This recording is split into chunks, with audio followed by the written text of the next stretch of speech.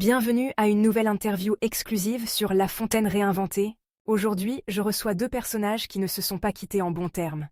Le lion et le rat.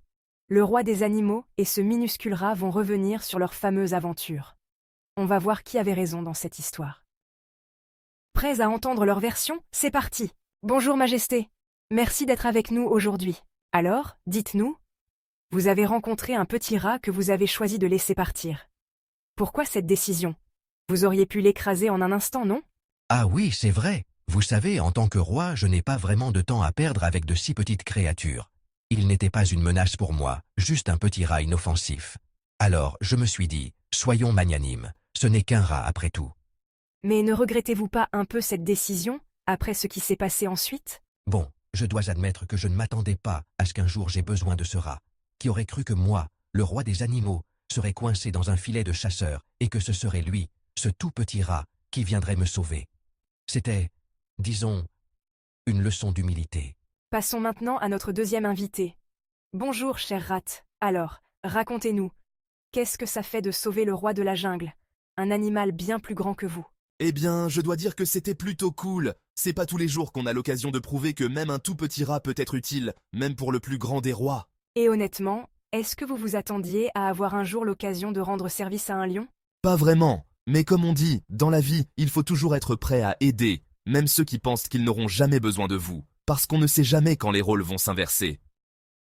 Alors, Majesté, qu'avez-vous ressenti quand vous vous êtes retrouvé complètement piégé et que vous avez vu ce petit rat arriver pour vous libérer? Franchement, j'étais un peu, disons, surpris. Je pensais vraiment que ma force allait suffire à me sortir de ce piège. Mais non, c'est ce petit rat avec ses petites dents qui m'a sauvé la mise. Ça fait réfléchir. Comme quoi, il ne faut jamais sous-estimer quelqu'un, surtout pas un rat.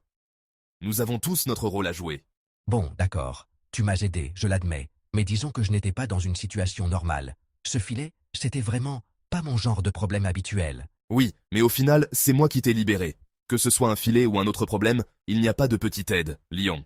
Eh bien, disons que c'était ta petite victoire. Mais ne t'y habitue pas trop, hein? Après tout, je reste le roi ici. Pas de souci, Majesté. Mais rappelez-vous, parfois, même les rois ont besoin d'un petit coup de main.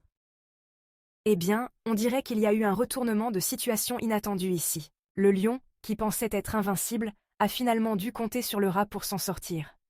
Une belle leçon d'entraide et d'humilité, n'est-ce pas? Alors, chers spectateurs, qui avait raison dans cette histoire?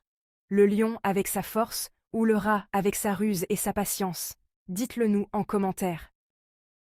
Voilà, c'était l'interview exclusive du lion et du rat, avec une confrontation pleine de surprises. On voit bien que même les plus puissants peuvent avoir besoin des plus petits. Et toi, qu'en penses-tu? N'oublie pas de liker, commenter et t'abonner pour plus de vidéos amusantes et instructives sur La Fontaine et ses fables revisitées. À bientôt sur La Fontaine réinventée.